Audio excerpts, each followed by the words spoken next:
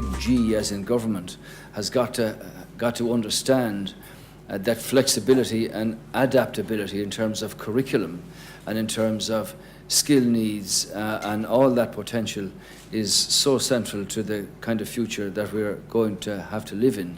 And the future is the only place that all of us will live in. And we can create elements of that future ourselves and compete very strongly. I was down with Eamon in Intel some time ago, and sort of my mind gets blown away with the language they speak in the context of where we're headed. And as he pointed out to me, 30 years ago you went to work in a factory, and that brought its own connotations of overalls and bashing around with machines and lathes and everything else. Whereas you go down to the Intel plant and look at the factory, which is so modern in the sense of having evolved to the point where it is now, and your transistor, as you call it, which is going to bring all of this capacity to the future, this is just quite incredible. I was in Hewlett Packard yesterday, and they were explaining to me about the capacity of the inkjet cartridges and how they emit 30,000 units a second, which is just mind-blowing in the scale of what they do, which is you're in a different field. That's why in its own limited way, when you look at government, obviously you've got to focus on the three major problems we have: the banking system, the unemployment situation, and our budget deficit. Which is why after 8 or 9 weeks, you've obviously made serious decisions about the dysfunction of banks. Bring this down to two core pillar banks, which are going to have credit to lend to business, which is the big complaint I get: overdraft cut off, no facilities, you don't get a chance. How can you expand your business? How can you change direction? That's where we've got to be. And for me, government is about you being able to contact government and say, look, do you understand where the blockage is in the system here? Do you understand what this red tape is doing to me? Point it out. I say to everybody, I've got open access to the Taoiseach of the country on my own phone if necessary, to say, I just want to give you this information. This is where there's a blockage, because government is only about freeing up those obstacles and releasing those obstacles so that business can do its business. And that's why we send out very important messages to our own foreign direct investors. There will be no change in the Irish corporation tax rate of 12.5%.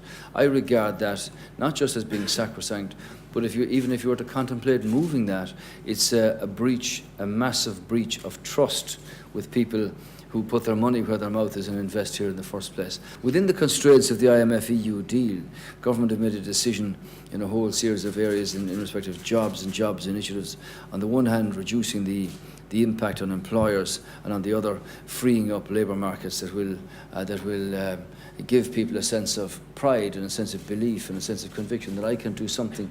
I've got a contribution to make. Give me a hand. I was in TV3 last night, Mark, at a little competition that they had. Every job counts, and there were three good ladies there who, in their own way, had expanded their business, and were making efforts to take on 1, 2, or 3 people in their respective businesses. That's where it's going to be built, step by step and job by job.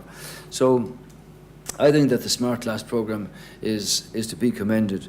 And I see my own children and the way they go through all these diddly-di-dos with thumbs and fingers and it's quite incredible the stuff that they can do. I remember doing some DIY around the house one day, and I was wondering whether the picture was level or not, and the young lad took out the phone and he just put it on top of it with the leveling. I said, there you are, you old codger. So, I mean, if we're obviously different generations, but it's a wonderful thing to see people who are octogenarians on laptops with bigger keyboards, able to do their things and follow through the stuff that they want, and intellectually it's great for them.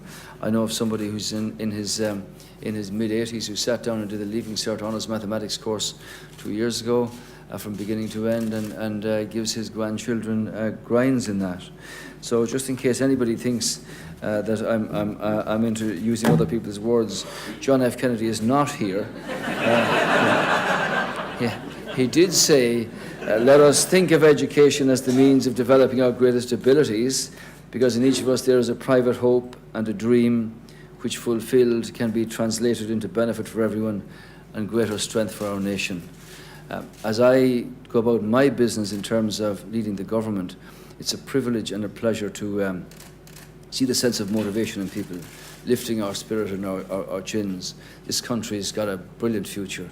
We've got some difficulties to sort out in the next 18 months, but when we do that, this competition and the opportunities for young people sponsored by Intel, I think that future is very bright and very strong.